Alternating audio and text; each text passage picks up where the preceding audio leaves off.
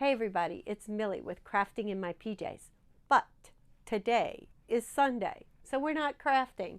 Nope, I'm not crafting. At least not right now, I'm not crafting. Today starts week 10. I have to look at my book every time. Week 10 of our training for Disney's Wine and Dine. We have 22 weeks left to go. And I think I added like a free week at the end there. So there's probably, because you're traveling and all of that, and that's for a further video. We'll talk about scheduling in that respect.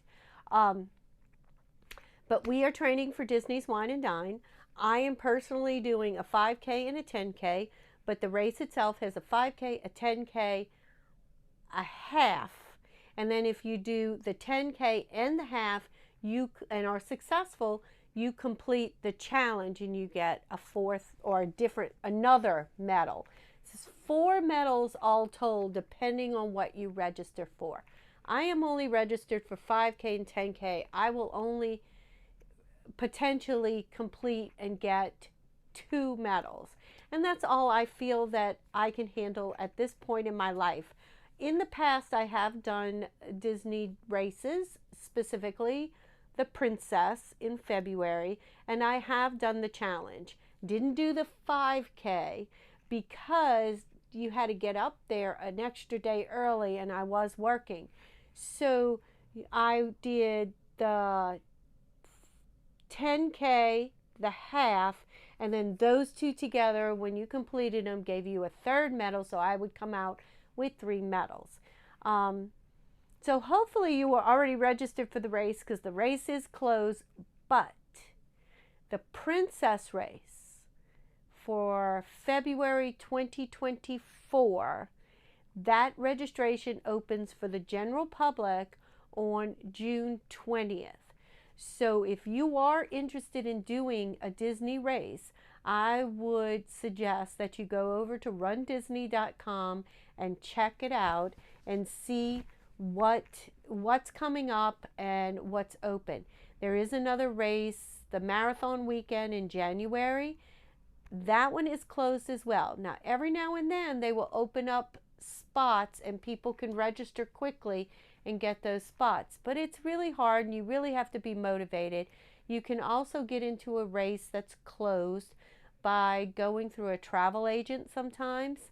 Certain travel agents, Disney travel agents, are given bibs, and if you purchase a package, you can get a race bib. Now, you're still paying the same amount for the race as if you had registered online, but they add that into your package deal with your hotel and your tickets.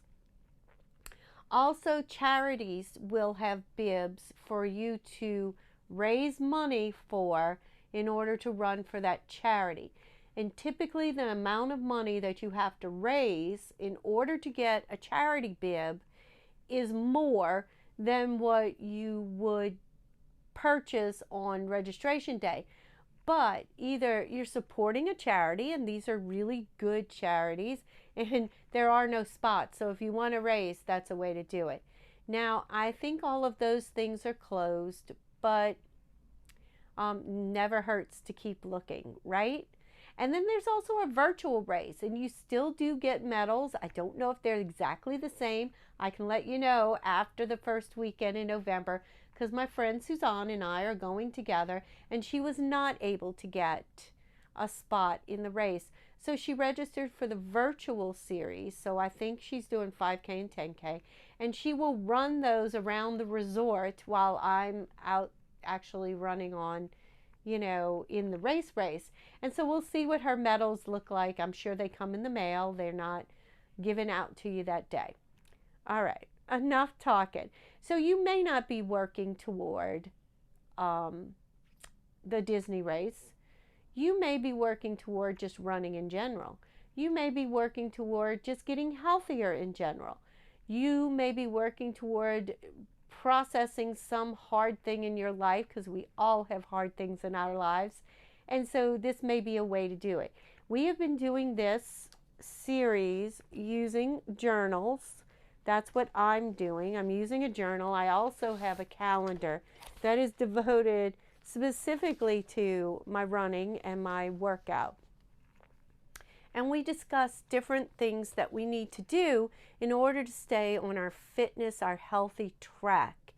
And so some of those, even if you're not running a race, some of these things might be something you want to hear. So join us. It won't hurt anything. I try to keep the videos short, but if I keep babbling on like I am, it won't be short. Today's subject matter is headphones, or whatever you use to listen to music. Most people run while listening to something. It could be podcasts, it could be music. I have that Zombies Run app. I listen to that too. I was in tears the last episode, the last mission. Somebody died at the end and I was boo-hooing as I'm running. So, so I listen to that, anything to keep you motivated and keep you going. And there's some safety issues that we'll discuss in a minute about music and listening to things while you're running. Even though it keeps you going, it can also be a distraction, and you need to really be watching your safety as you're running. So you need to be watching the people around you. You need to be watching the cars around you. I can guarantee, I live in the suburbs, and honey, they don't stop for me. So that's not true. Sometimes they do. But you have to be on the lookout for those cars that do not stop in crosswalks. Those cars that you're crossing the street and they just turn right into your path. So safety. Also, to hear other people around you. If you have your music in, make sure that you have your music to a degree where you can still hear what's going on. Runners, if you're on like a walking running path and people come up behind you, they may say something like, I'm on your left, or I'm passing you up. And if you have the music blaring, number one, you can ruin your hearing that way. But if you have your music blaring and you don't hear them, you could veer right into their path, boom, collision, and that would not be fun. So there's a lot of safety with music too. You have to be very careful. But let's talk about what are some different types of headphones that people wear when they do workout. I am going to interject some pictures. I'm going to insert pictures as we're talking. So let me get my iPad. Hold on. Now, some of the information that I'm giving you is from personal experience. And some of the information, a lot of the information, is from this article from Runner's World. Online, I access it online. They have great articles. And they talk about the 20 best wireless earbuds for running. And why would you want wireless earbuds for running? I mean, what does it matter? Well, wireless, then you're not tethered to your phone, or if you have some other device that would be playing music. I mean, 99% of the people nowadays are running with their phones. I keep looking for my phone, but I'm talking to my phone. And so you're not tethered to it. The running belts that I have, and this was all back from 2020 and prior, I'll even have a hole in it where the wire, you can put a wired set of earphones. So why would you want wired? Well, you don't have to charge a wireless set of earphones. They are running off your phone or your device. So there's no wiring, there's no charging the night before, there's no worry about the charge not lasting, didn't charge enough. There's none of that. You are set to go. No, well, hopefully no technological problems. So some people still do run with wired headphones. But nowadays, and even back in 2020 and 2019 when I was running the Princess races, I was moving to wireless. And at that time, you didn't have AirPods, or I didn't have AirPods. AirPods weren't the thing that was out there, or any version, any other brand name of AirPods. They weren't out there. But I did get like in the ear type headphones that were connected in the back by a wire. So technically they were wireless because you still had to charge them. They picked up my phone, they picked up the music on my phone, but it was just this one wire. Now that's nice to have your headphones connected, because if one falls out, it's kind of around your neck. It's still tethered to you in some way. With the AirPods, if one falls out, you might miss it. You might miss that it falls out. I don't know.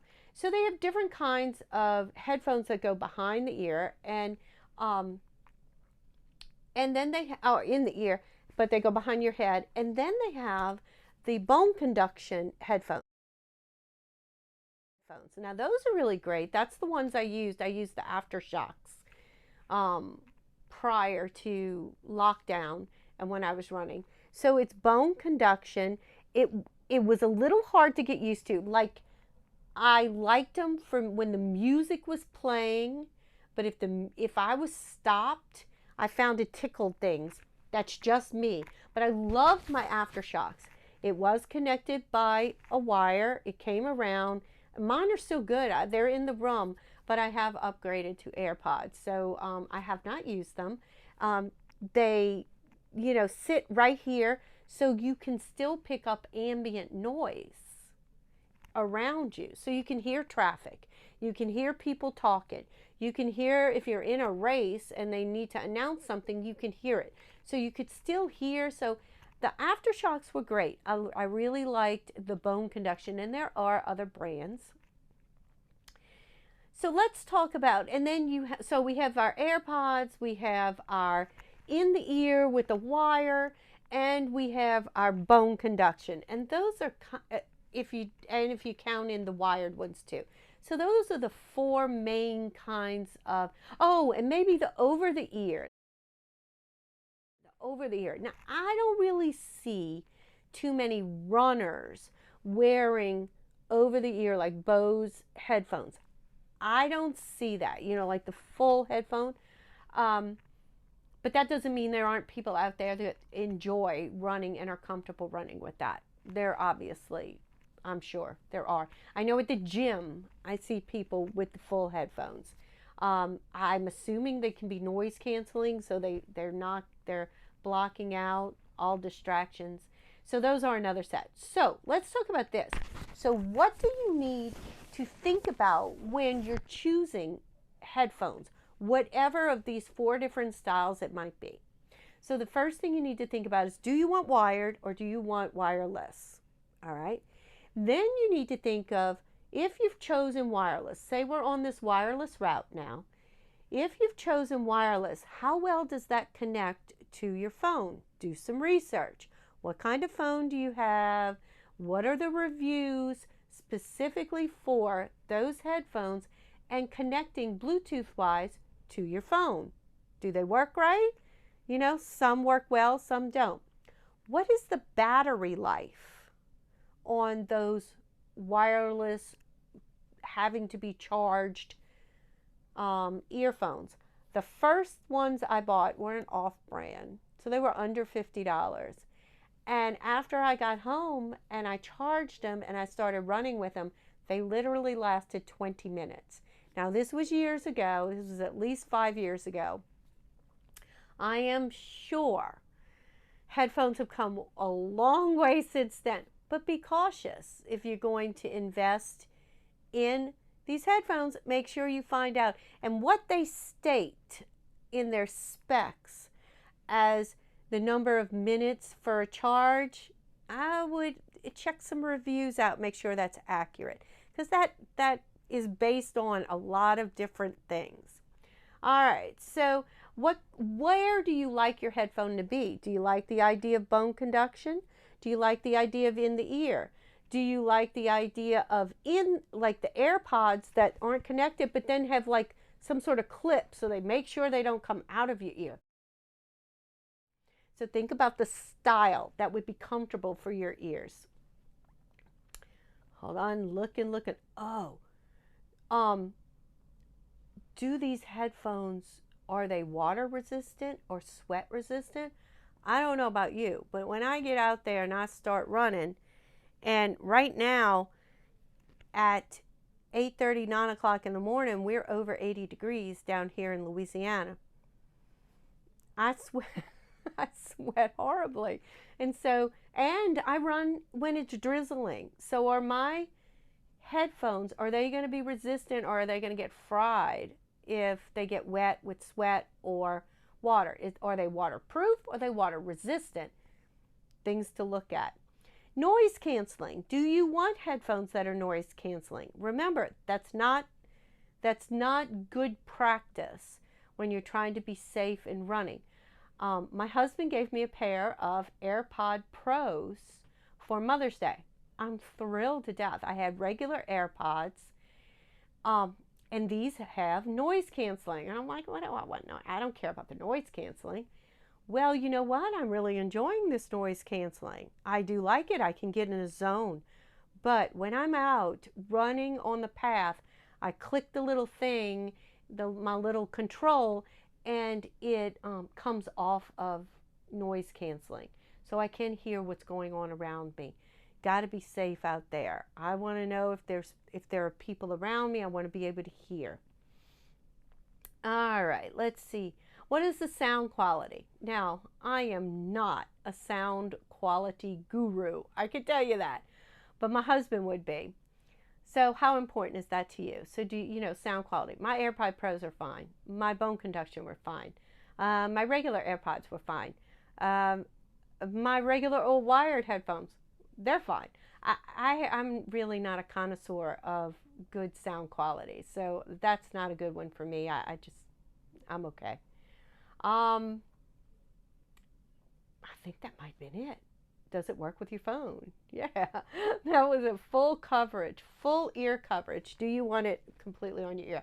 I have notes here I'm reading from. So check out that, I didn't quote from it, but check out the runners.com. Is that the article? I go to them for a lot of things. runnersworld.com. And check them out. I am going to list right here.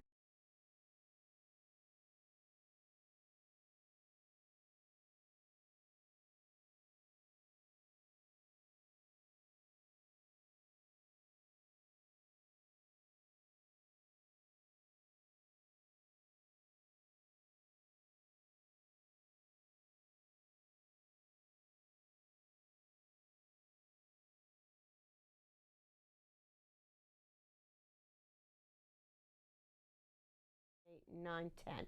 They're top 10 wireless earphones for running, and you can check them out. They'll tell you Amazon or Walmart price, but you can check out the article and you can look those up.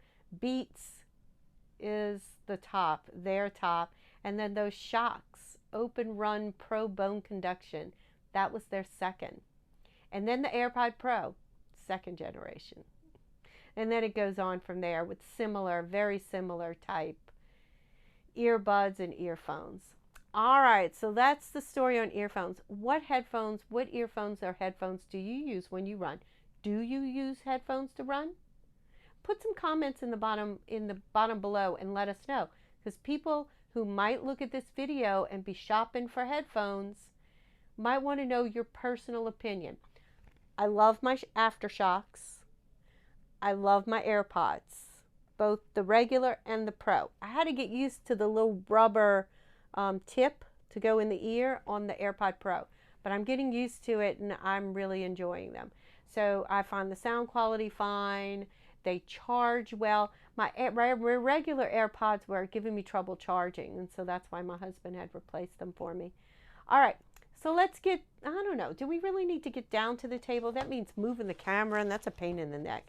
So let's look. How was your last week? How did you do last week? Last week I did okay. I'm filming this on Friday, so I still have one more run tomorrow. but my average is doing okay. My weight's doing okay, but I haven't lost more. But again, I did go on vacation, so you know, it's okay. I'm all right. I'm sticking to my workout plan. I've also added a yoga class in because my friend Suzanne wants to go to yoga. So I now have Payo, yoga, and body blast. And then there is a bar class that I enjoy at the Y, but I can only get there every other Saturday. And tomorrow would be a Saturday to go, but it's Maddie's birthday party, our 7-year-old granddaughter. So I can't make bar.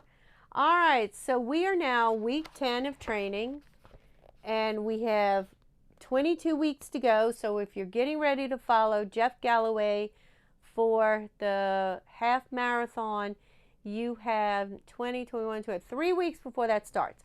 And Suzanne and I talked at length last Sunday when we were walking about the fact that we need more than the Jeff Galloway cycle of weeks. We need like twice that much. So even if you're not doing Jeff Galloway, if you're doing a 5K or the 10K, it would not hurt you to start on the training plan, and you can spend a couple of weeks on each level or certain levels. And that's a good thing too. All right, we talked about headphones today. So here's our quote.